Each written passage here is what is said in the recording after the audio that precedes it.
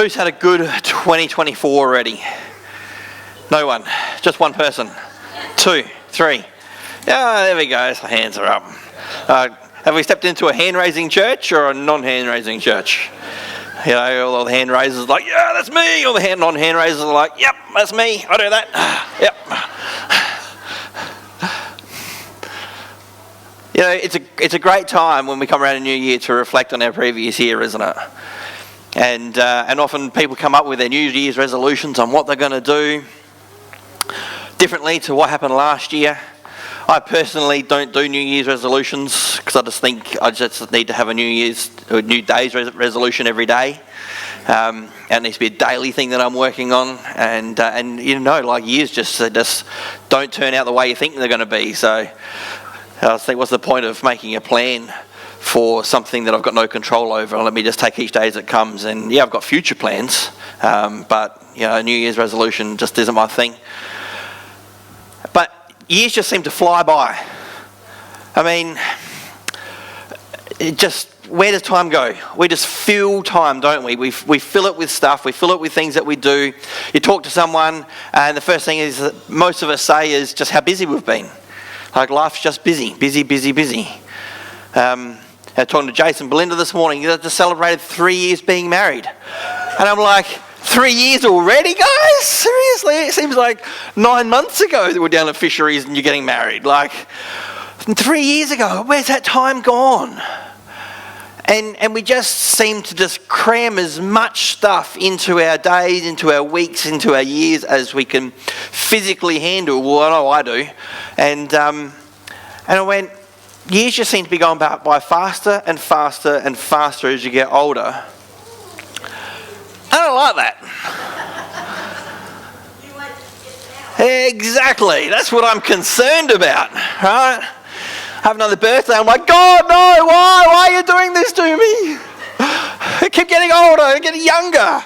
Like, you know, you wake up in the morning and why does my knee hurt? I didn't even do anything. Like, oh, now my hip's got a click. Like, what's going on? Like, you get to 40 and it's just this spiral. Like, no, I'm not having this. Like, good health. So I joined a gym. What a stupid thing that was to do. I was saying to my wife the other day, I'm like, I love going to the gym about 15% of the time. The other 85%, I'm like, oh, why am I doing this to myself? And the other day I was at the gym, like, oh, it was great fun. I'm like, oh, mark that one off as one good one. Wonderful. You know, but you know, you see the rewards from it, and you can feel it in your body. And how much more should we be giving our spiritual body the time that we give our physical body? You know, that we can be spiritually strong. And the world needs us to be spiritually strong in 2024. What I want to share on today is Jesus being Lord of the Sabbath. And there are so many opinions and views about the Sabbath out there. You could just go on a rabbit hunt for days, weeks, months. You could fill your year trying to work out what the right thing is to do about the Sabbath now that Jesus has come and he's fulfilled the law. And I want to challenge some thinking this morning. And there's no way I'm going to say that I've got the right way, but I just want to show you a way that God has presented to us. And I want to release some freedoms for you in 2024 and how we can start the year well. And what I want to talk about is what God's purpose was about having a Sabbath. And is it still relevant to us today? Is it something that we should still practice? And to do that, we're going to start in Genesis. So let's all be upstanding just in honor of the word this morning. Genesis chapter 2, verses 2 to 3. By the seventh day, God had finished the work that he'd been doing. So on the seventh day, he rested from all his work. Then God blessed the seventh day and made it holy, because on it he rested from all the work he had of creation that he had done. You may be seated. So right there we see God, he wasn't tired from doing all the work, right? He didn't rest because he's like, whew, that was hard work, guys. I'm exhausted. He rested to show us a pattern, to show us a way of living, a way of life, of how he's created us. And we're meant to be image bearers, right? One of the key things we teach our young people and youth is that you're an image bearer. You're meant to bear the resemblance of Christ everywhere you go. And God drew near to us to show us how to live and to have relationship in this intimate relationship. So why on earth then did he create the world in 6 days and then just chill out on the seventh day? And the really interesting thing is, if you go back a little bit further and read about how he created each day, it's like there was morning and then there was evening. So, the sun rose and then the sun set. But he doesn't say it about the seventh day. Isn't that cool? And I could have gone on a rabbit warren for hours when I've read that. No, stay focused. I haven't got time to do that. And you go, whoa, what's with that? It's like, he's just rested as if the day didn't really matter. Like, how long did that last for? I thought that was really, really cool. God created the Sabbath, what we know as a day off, for us to enter into rest just like he did. To enter into stillness, to enter into almost nothingness. And when I think about having a day off, it drives me crazy, because I go, what am I going to accomplish in my day off? I've got all these jobs around the house that I can do. And to have an actual day off from doing everything, that just seems unproductive.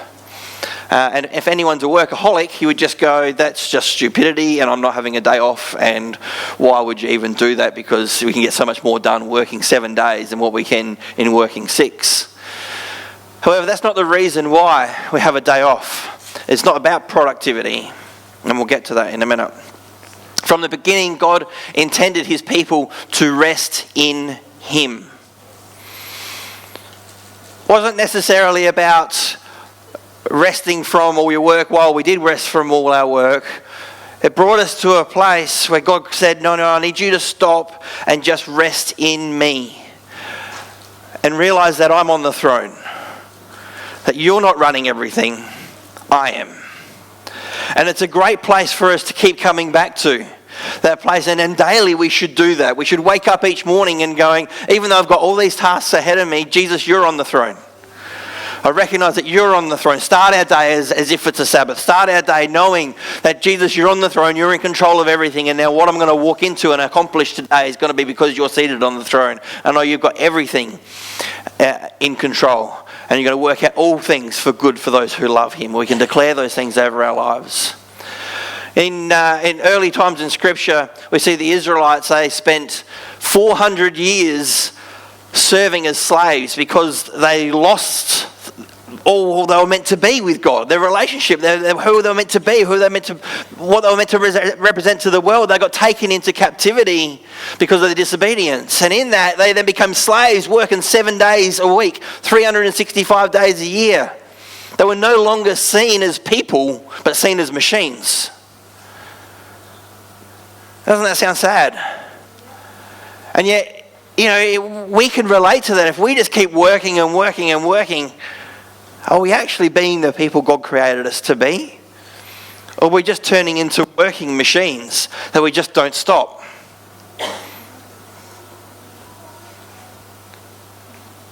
They lost their place in creation of image bearers because they weren't able to resemble exactly who God was. They didn't get that time with God. From the moment the sun rose, they were whipped into doing work to the moment the sun set. Every day, without a break, for 400 years. That means generations grew up in that era. And they knew nothing about this moment of rest, which they'd heard about, maybe spoken by their ancestors. Eventually they got free and they were on their way to the promised land. One of the first things God does is brings them back to this moment of rest. Brings them to a place, even though they're in the wilderness, he invites them into a place as if they're in the promised land. To stop, guys, and realize now, I'm in control. I freed you. Look what I have done.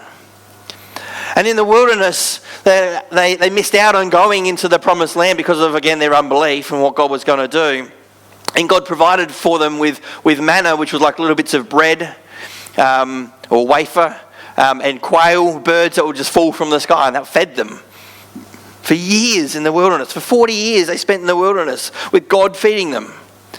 But on the 6th day they were to collect a double portion, because on the 7th day they were to rest in God.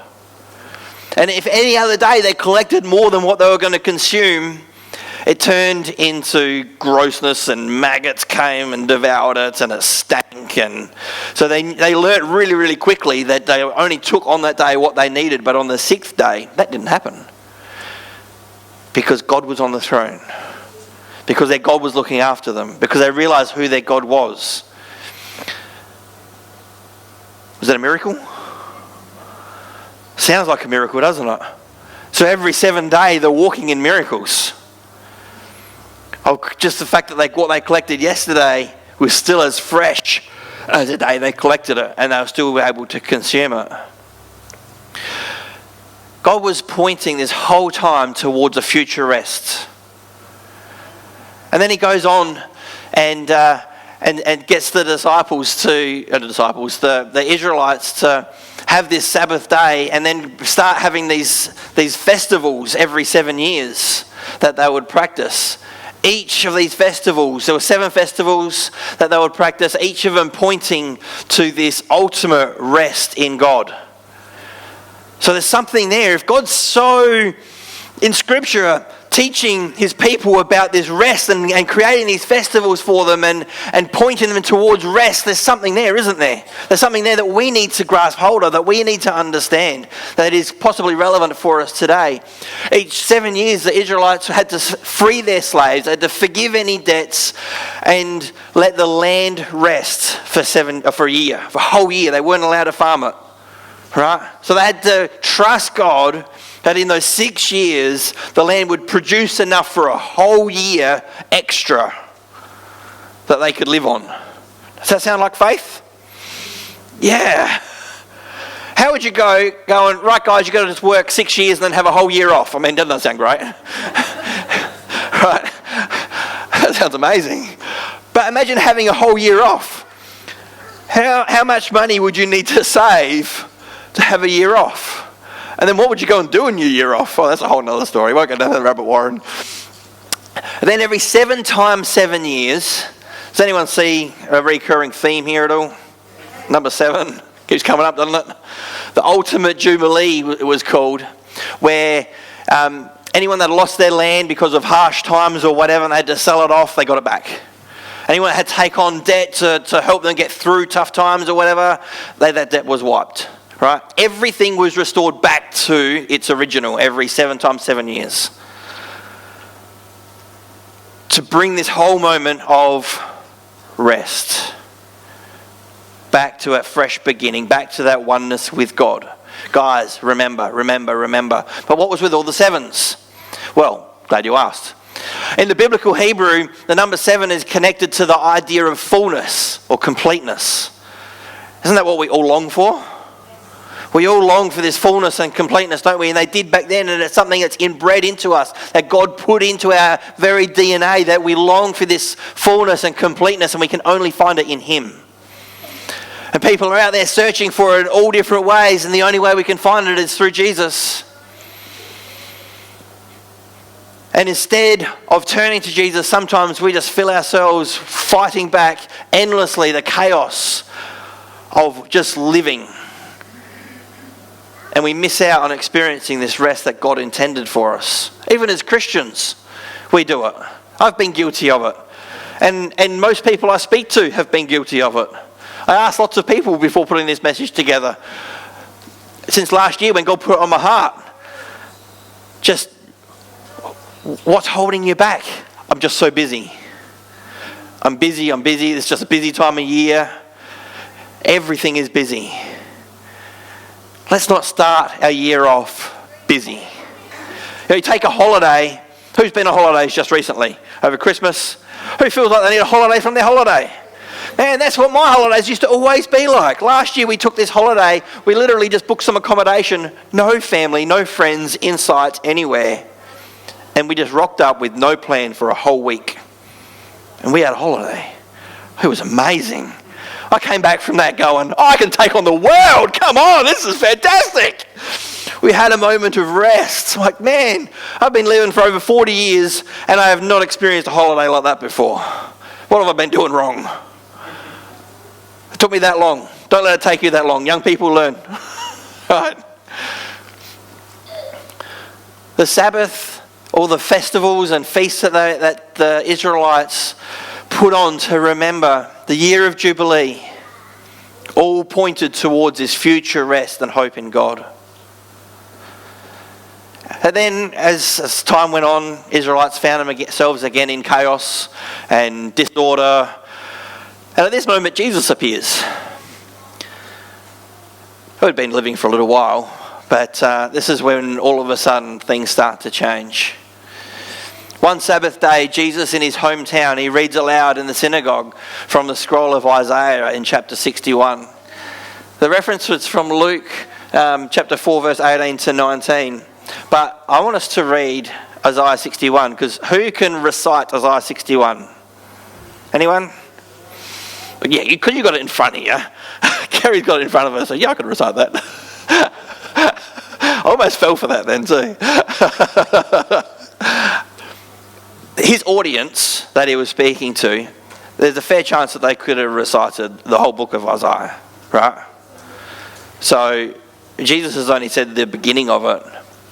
Let's read what it says.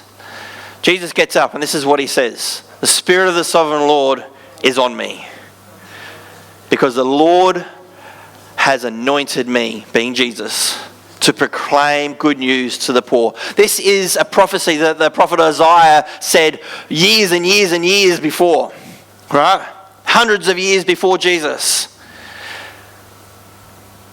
He has sent me to bind up the brokenhearted, to proclaim freedom for the captive and release from darkness for the prisoners, to proclaim the year of the Lord's favour and the day of vengeance of our God, to comfort all who mourn and provide for those who grieve in Zion, to bestow on them a crown of beauty instead of ashes, the oil of joy instead of mourning, a garment of praise instead of a spirit of despair. They will be called oaks of righteousness, a planting of the Lord, for the display of his splendour. They will rebuild the ancient cities. Oh, now he's moved on to they being his people, and restore the places long devastated. They will renew the ruined cities that have been devastated for generations. Strangers will shepherd your flocks. Foreigners will work your fields and vineyards. And you will be called priests of the Lord. You will be named ministers of our God. You will feed on the wealth of nations, and in their riches you will boast. Instead of your shame, you will receive a double portion. Instead of disgrace, you will receive your inheritance. And so you will inherit a double portion in your land, and everlasting joy will be yours. For I, the Lord, love justice. I hate robbery and wrongdoing. In my faithfulness, I will reward my people and make an everlasting covenant with them. How cool is that? Hasn't he done that? Their descendants will be known among the nations, and their offspring among the peoples. Are we those descendants? Yeah. And all who see them will acknowledge that they are a people the Lord has blessed. How cool is that? Jesus gets up. Oh, if I could go back to a moment of time, I reckon that would have been just amazing to be part of. And just go, whoa, what has Jesus just done? Especially knowing what we know now, right? To go back and be in that room with all of those people that were being taught and just going, wow, what is the vibe that is in this place? What are the Pharisees now thinking? Oh, huge. Love it. Jesus here is referring to this ultimate jubilee. He is the rest. The rest has now come, right? Everything that the Israelites have been looking for and been searching after and chasing down and trying to practice and remember to do, is now here. He's now here. Freedom is now here. Rest is now here. In Matthew 11:28, Jesus says, "Come to me, all who are weary and burdened, and I will give you rest." Rest is now here. What's the point of striving? What's the point of anything now? Rest is here. Deliverance is here. Healing is here. Everything that was longed for, it's finished. It's done. The work of the cross completed it all. We don't have to strive for anything anymore. Literally nothing else matters anymore. What are we working so hard for? And I got to this point and I just stopped and I went, what's my purpose in life now? Everything literally is meaningless. Just rest in Him. Hasn't God got control over the universe, even though there's chaos going on? Rest in Him. It's finished. Rest in the finished work of Christ, of what He's already done. You know, we can have these dreams and ambitions. Rest in Him. He's got everything under control. In fact, it's finished. All the hard work's been done. So what is the Sabbath then? Sabbath is a day that we can set apart as God's people to show the world that we're different. It's a moment that we can take to actually just rest in God and not in the busyness and the worries of our lives. It's a time that we can have some reflection and just go, God, you're in control, not me. My life isn't my own anymore, it's yours. I'm doing what I do 6 days of the week to glorify you, to see your name lifted high, to show the world that I'm not like them and I'm like you, and I'm reflecting your glory. It's a day provided to enjoy what He's given you,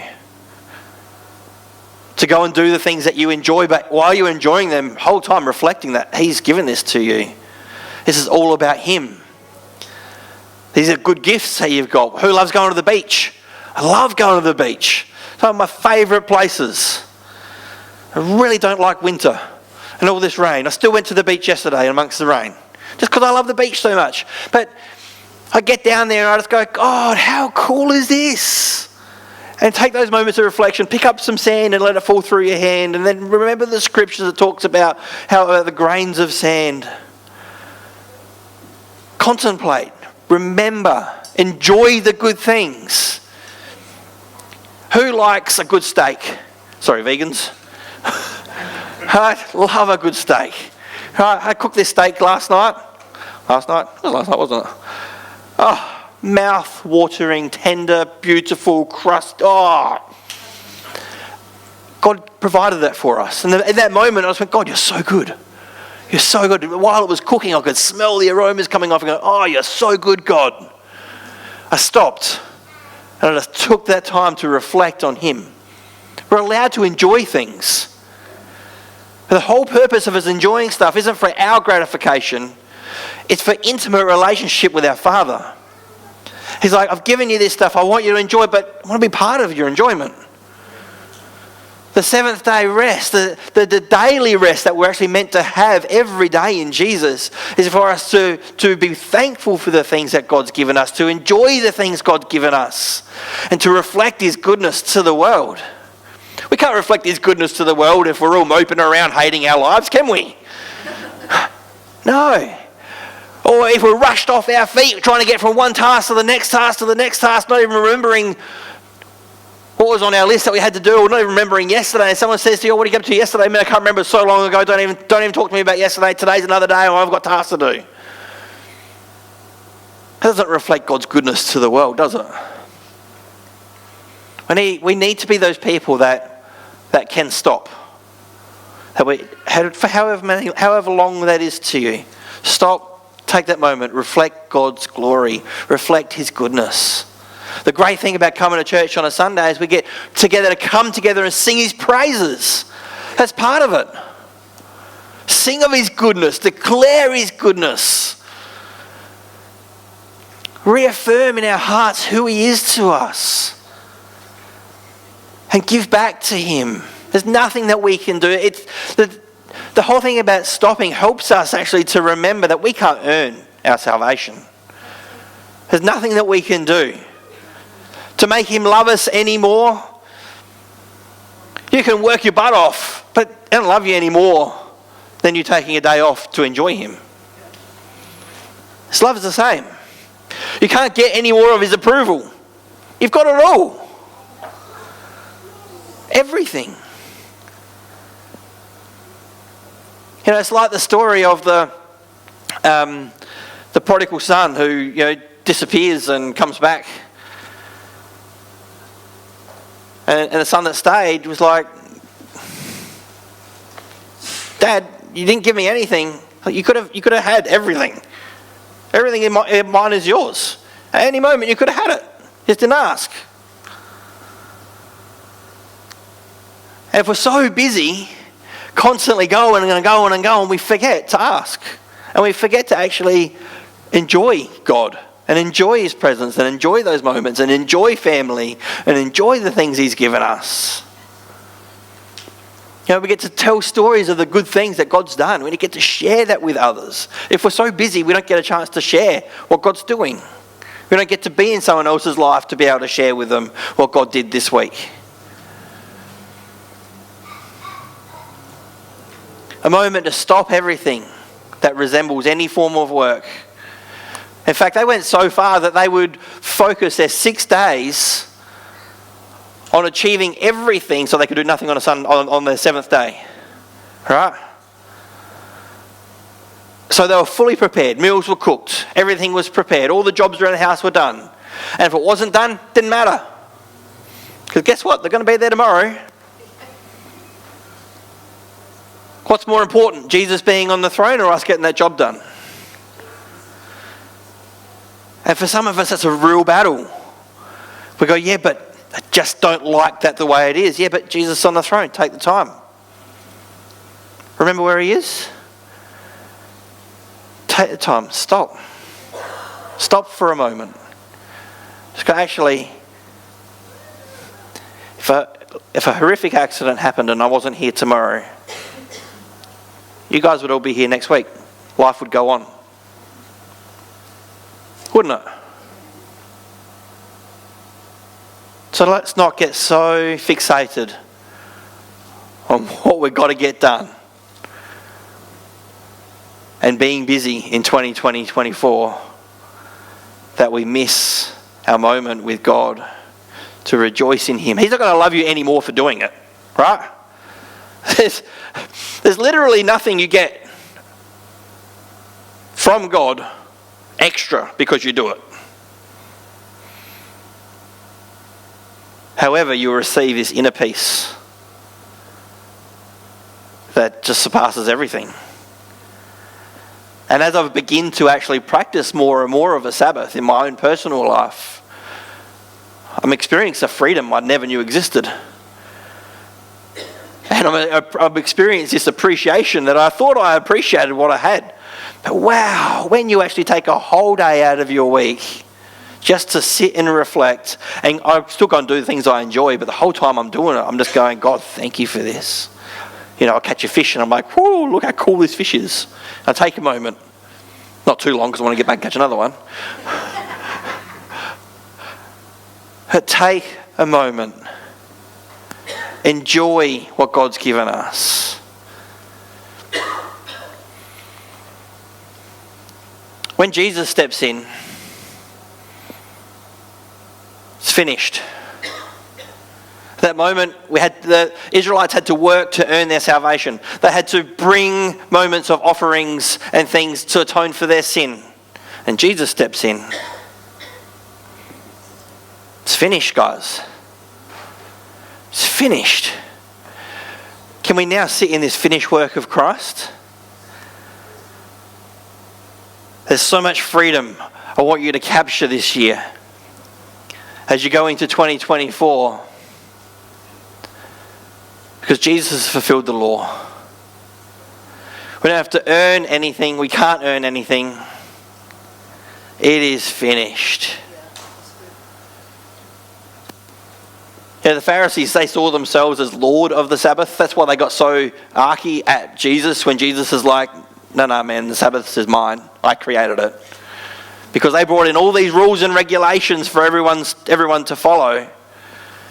Rules and regulations I find now around the Sabbath, gone. It's relationship. It's intimacy. It's putting God back on the throne where he is in our heads and going, actually, you know what? I am not Lord of my life. You are. And now I'll stop to acknowledge that. I'll stop and I'll trust that for those 6 days, man, you're going to perform miracles to get what needs to be done. And on that 7th day, I'm going to rest in you, and I'm going to enjoy you, and I'm going to enjoy my family, and I'm going to enjoy my friends, and I'm going to enjoy the things that you've given me. And I'm going to see you working miracles. And then next week when I rock up, I'm going to be sharing of the miracles that you did and the goodness that we saw. You know, the Israelites were told, keep a jar of this manna so you can teach your generations years after years after years of what I did for you in the wilderness, what I provided for you. How cool is that? You know, there's that we love that illustration, don't we, where we can physically see something that helps us learn and retain what it is that God's done for us.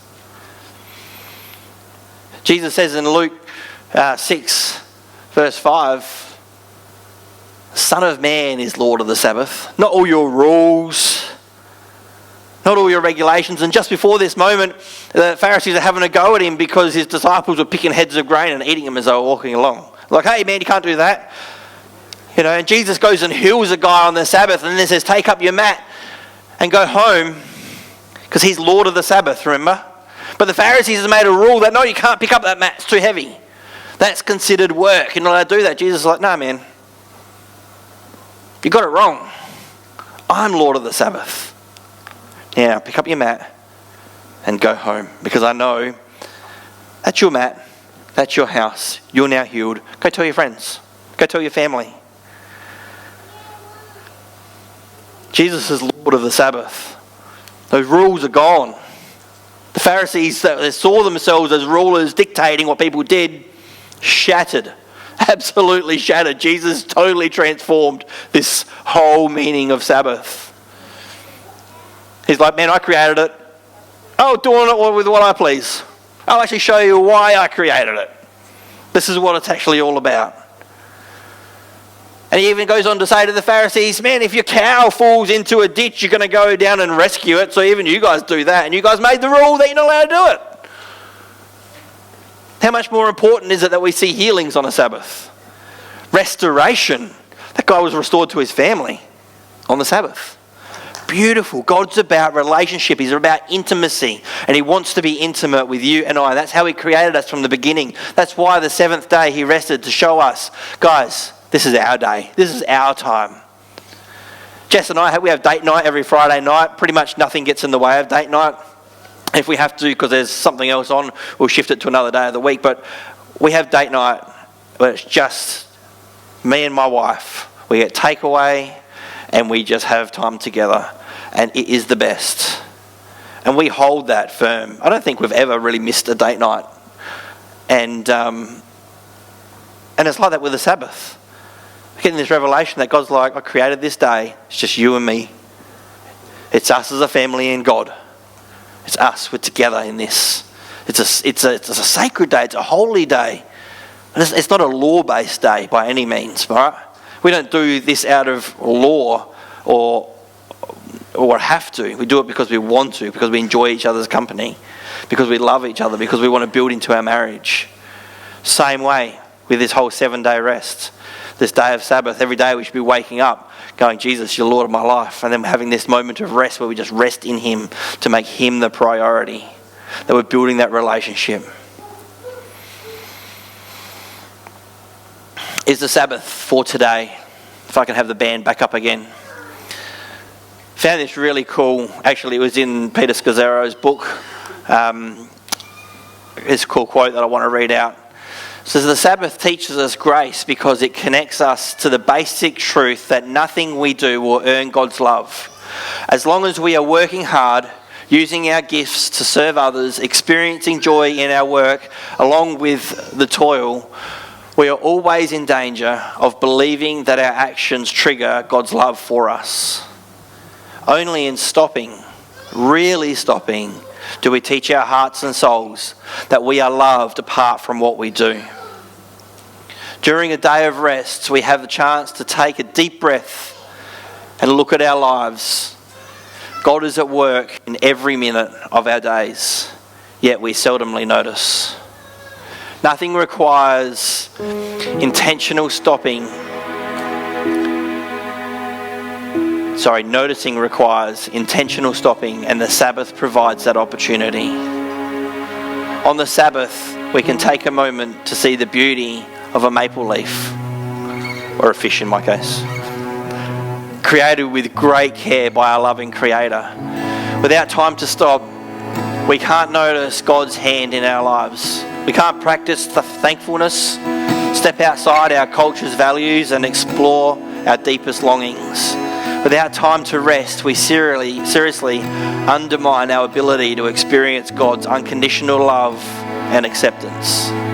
The Sabbath is a gift whose blessing cannot be found anywhere else. And I 100% agree with that statement. From personal experience, there is nothing that will give you what a Sabbath will give you if you give it the time. So what do you do to experience a Sabbath? What can you do? The most important thing is you stop. Stop your work. Stop what you usually do. Stop all the jobs around the house. Stop your planning. And then rest. Have a sleep in. Maybe chill out with the kids. Do something that delights in what God's given you. What is it that you love doing? Delight in God. Find those moments that you can delight in a day.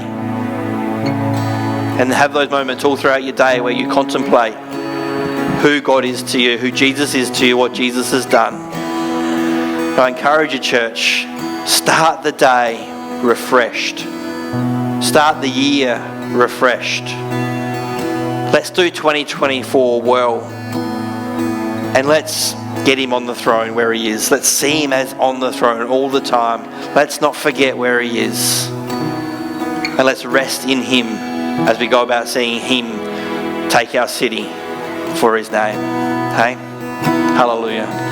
Let's just close with a song. I hope you're all encouraged this morning to seek rest in him.